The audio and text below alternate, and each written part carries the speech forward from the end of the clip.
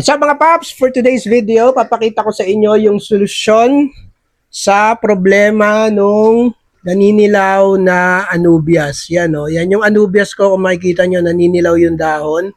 So, bumili ako ng potassium at saka iron liquid fertilizer online sa Shopee. And yan yung idodose natin dito sa fish tank natin para umayos yung itsura ng anubias natin. O tayo, iron and potassium, Gwen's Aquatics. Open.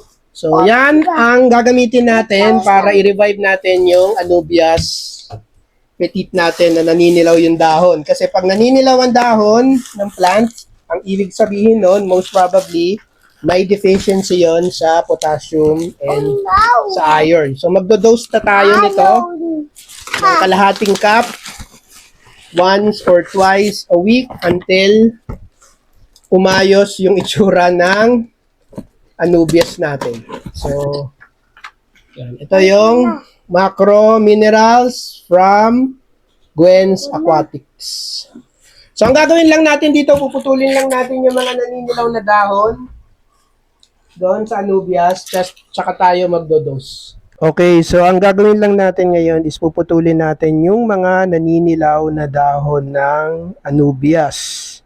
Kasi added load yan sa plants. Pag hindi natin yan pinutol, mahihirapan lalong makarecover yung plants natin kung puro dilaw yung dahon niya.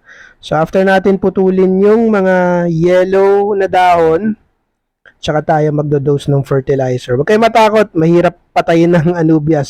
Slow growing plant siya, pero hindi agad-agad dyan namamatay. So, ito yung iron potassium natin. Siguro ito. 2, 3.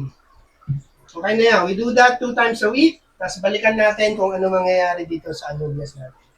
Ayun lang. To the next budol. Peace!